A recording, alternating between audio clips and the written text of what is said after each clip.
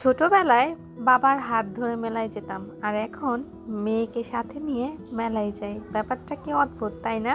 Hello everyone, আসসালামু আলাইকুম। সময় কত দ্রুত পাল্টায়, তাই না?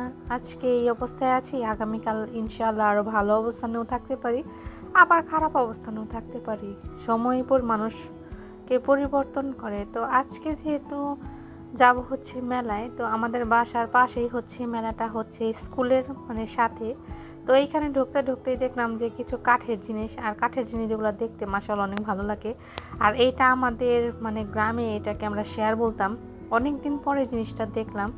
তো এরপরে হচ্ছে চলে আসলাম মেলার ভেতরে। আর মেলার ভেতরে আসবো, মানুষ দেখবো না সেটা তো আরও হয় না। আর বিভিন্ন আইটেমের খাবার, সেগুলো তো নিত্যদিনের কথা আর কি। তো এইখানে আমরা দেখলাম অনেক খাবারের দোকান আছে, তারপরে হচ্ছে কিছু অনেক জিনিস কাচের বলেন, তারপরে হচ্ছে কসমেটিক্সগুলো মাশাআল্লাহ অনেক সুন্দর। আর মেলায় আসলে আমার চুড়িগুলো এত পরিমাণ ভালো লাগে যা আসলে বলে বোঝানোর মতো না। তো এরপরে এখান থেকে আমরা কিছু টুকিটাকি জিনিস কেনাকাটা করলাম। দেখা যায় যেটা ভালো লাগে ওইটাই কিনতে মন চায়, না কিনলেও হচ্ছে একটু আফসোস লাগে যে না, হয়তো এটা কিনতে পারলাম না।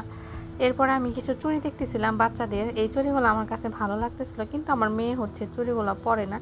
রেশমি চুড়ি, কাঁচের চুড়ি, এগুলা তো বরাবরই মেয়েদের অনেক পছন্দের জায়গা। তো এইখানে জুতাগুলো ছিল 100 থেকে 150 টাকার মধ্যে।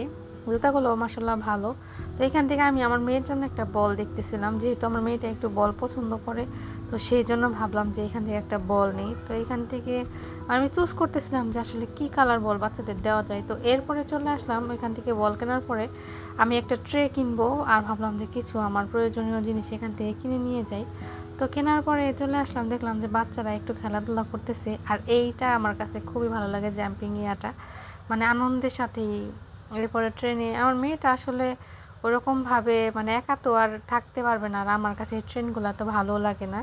আমি সবচেয়ে বেশি পছন্দ করি হচ্ছে নাগরদোলাটাই, কিন্তু আমি আজকে নাগরদোলায় উঠবো না, যেহেতু একটু ঠান্ডা ঠান্ডা পড়ে গেছে আর বাচ্চা আছে সাথে, এর জন্য আর বার সন্ধ্যাবেলা গিয়েছিলাম, সেই জন্য নাগরদোলায় উঠি নাই। এরপরে দেখলাম যে মাটি দিয়ে মানে কিছু ফল আইটেম বানাইছে, আর এত সুন্দর হাতের কাজ, আসলে তা না দেখলে বোঝাইছে না। আর আমার কাছে এই আলুর চিপসগুলো, চিপস না এটা কী বলে আসলে জানি না, কিন্তু এত পরিমাণ মজা লাগছে যা আসলে বলার মতো না। তো এরপরে চলে আসলাম হচ্ছে পেঁয়াজু নিতে, যেহেতু মেলায় আসছে পেঁয়াজু তো নিতেই হবে। পেঁয়াজুটা নেওয়া শেষ করে আসলাম 12 ভাজা খেতে। আর এইখানে 12 ভাজাটা এত মজা, আর এত আইটেম দিয়ে বানাইছে যা আসলে বলার মতো না। আর আপু বরাবরই একটু বোম্বাই মরিচ পছন্দ করে, তো উনি আবার বোম্বাই মরিচ উপরে দিয়ে কেটে দিচ্ছিল।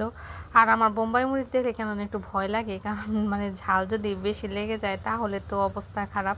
তো যাই হোক, আপু বলতেছিল ঝাল হয়নি। তো আপু আবার টাকাটা দিয়ে দিতেছিল, তো উনি বলতেছিল যে আপনারা খাওয়া শেষ করেন তারপরে হচ্ছে টাকাটা দেন। তো এরপর আপু দেখলাম যে খুব ভালো খেতে খাওয়াচ্ছিল, আর বলতেছিল ঝালই হয় নাই। তো আমি খাওয়ার পরে আমার এত পরিমাণ ঝাল লাগছে যা আসলে বলার মতো না, চোখ মুখ দিয়ে একেবারে মনে হইলো গরম ভাব বের হইতেছে।